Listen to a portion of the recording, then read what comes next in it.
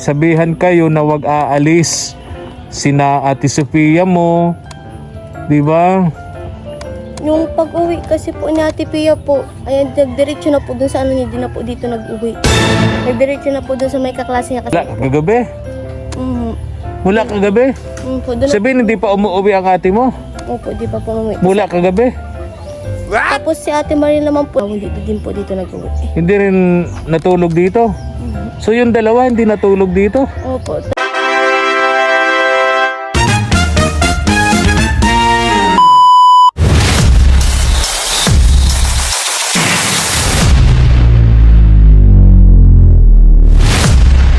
Hapon, nag-message ako kay Ate Jinky.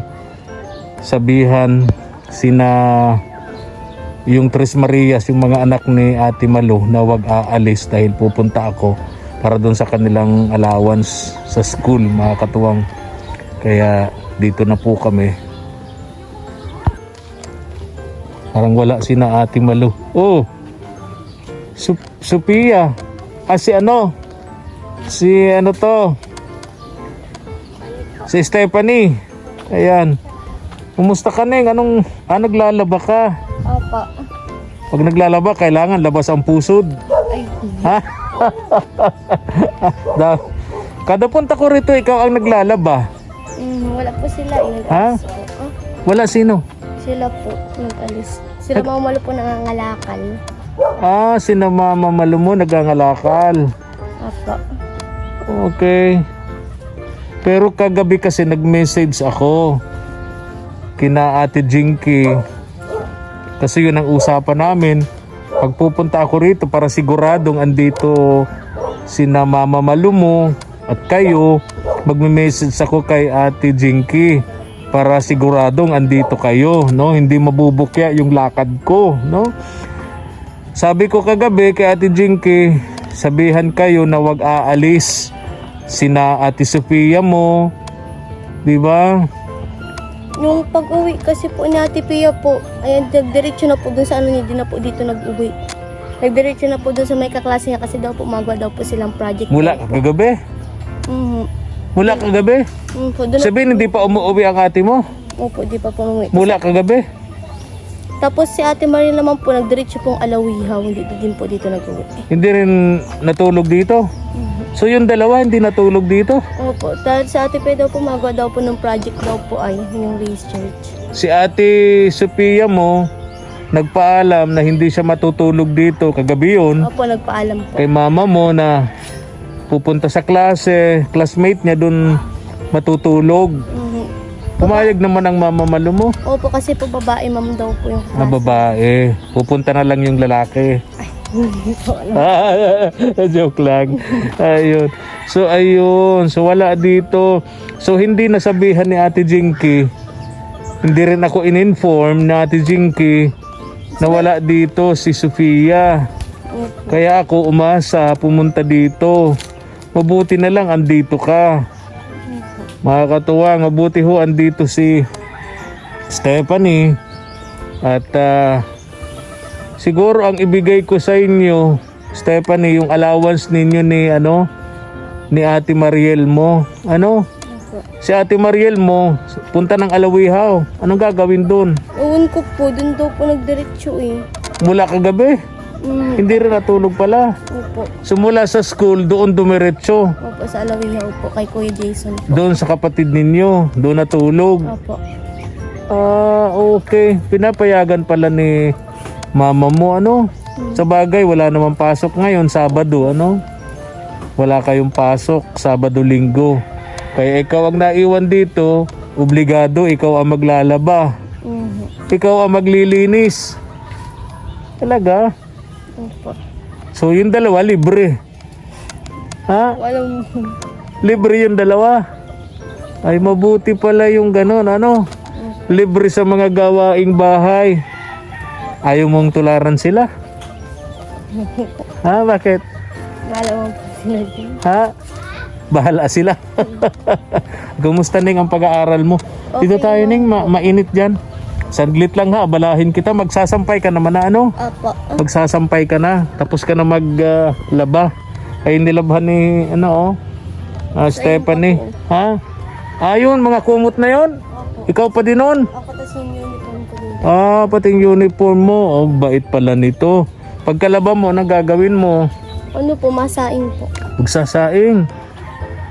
Tapos, Maliligoan po yung si Kambal. liliguan mo tong kambal. Saan yung isa nito? Hindi ko po alam, nagkakawat garo po. Hahanapin mo pa. Yun po. Nasunod naman sa'yo. Nasunod lang po. Talaga? Kumusta ang pag-aaral mo, Ning? Okay, ma'am po. Okay man. Opo. Matalino naman yung teacher mo. Ha? Matalino yung teacher mo? Big sabihin, hindi na nagtatanong. Nagtatanong. Sinasagutan na lang niya. Kami po yung masagot. Kasi sabi nila, pag matalino daw yung teacher, hindi na tanong ng tanong sa estudyante. Sabi kasi nila, yung estudyante daw walang alam kaya nandun sa school. Pagkatapos yung teacher yung tanong ng tanong. Paano nga naman yun, ano? Di ba dapat ang estudyante ang nagtatanong, hindi yung teacher ang tanong ng tanong, ano? Kaya, Papahirapan pa kayo, ano? Maglalagay 100 questionnaires, no? 100 questions. Sasagutan nyo pa. Dapat sila ang magsagot doon. Alam na niya yun, ano?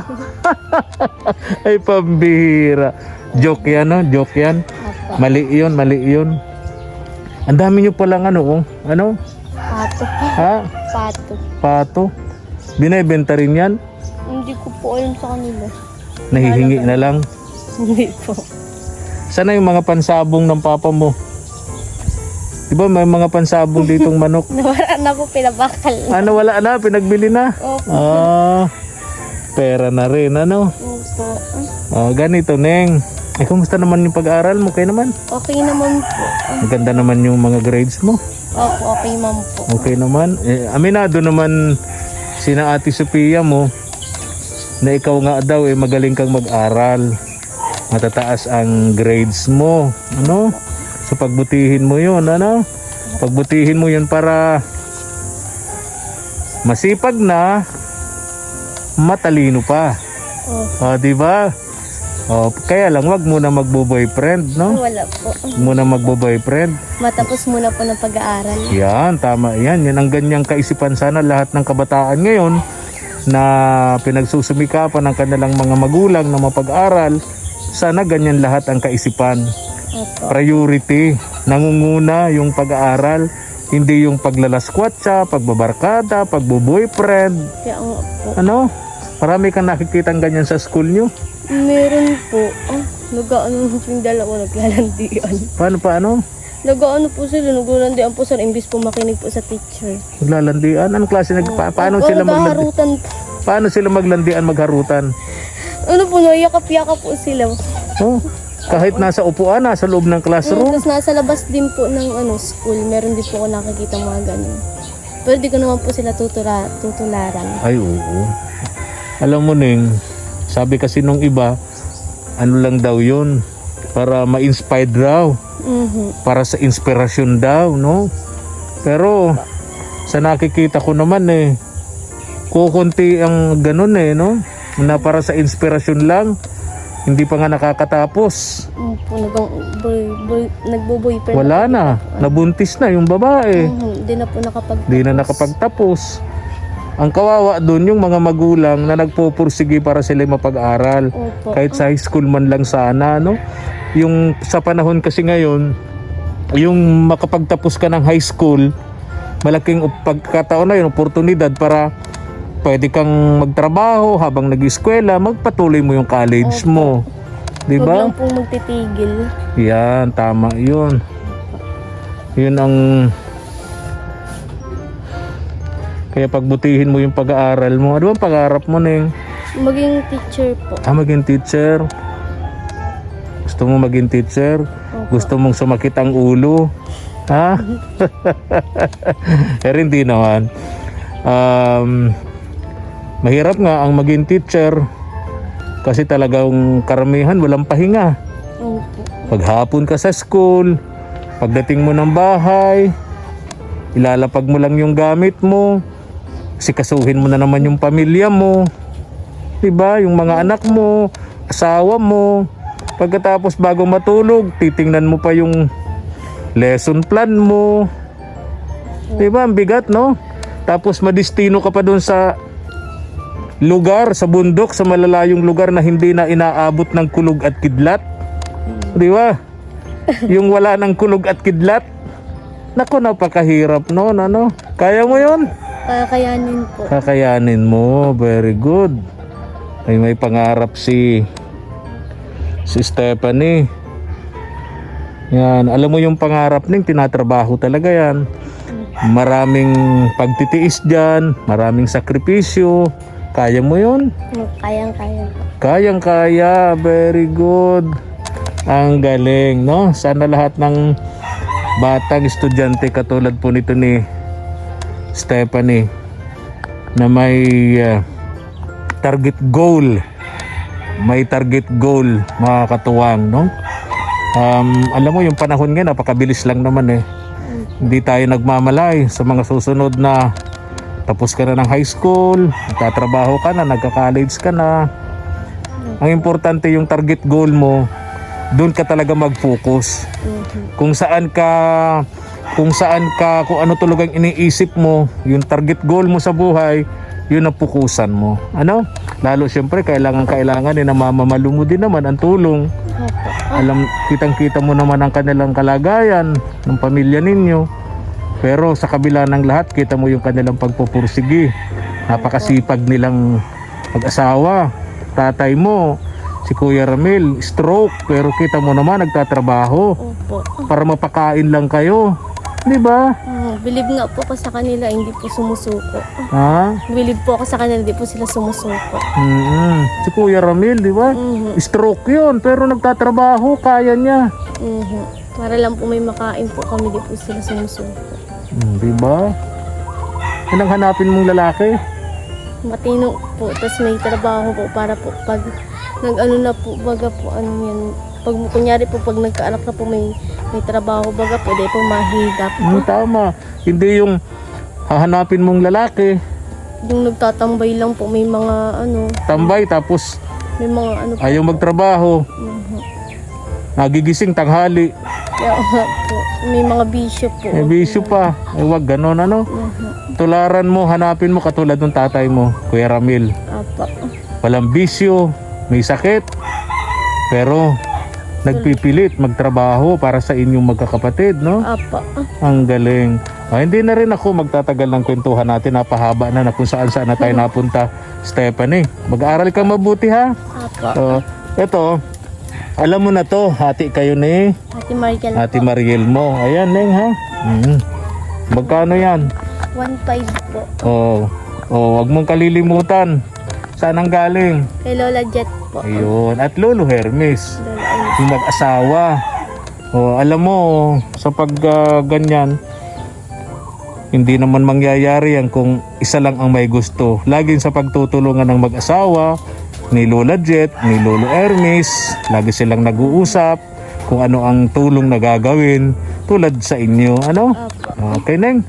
Bye-bye na. Bye-bye po. Maraming salamat po. Ingat ka lagi, ha? Thank you po.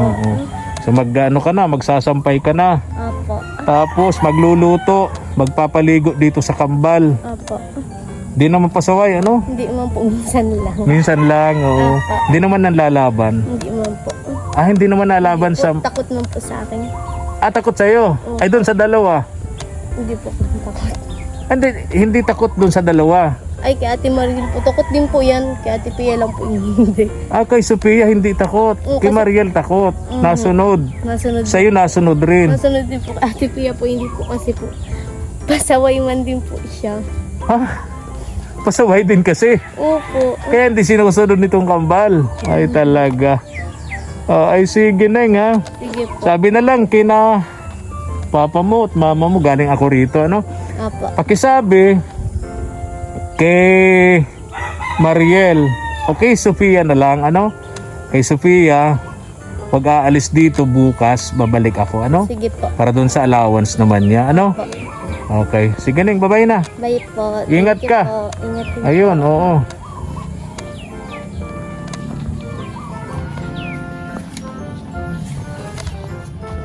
Tara po, mga katuwang.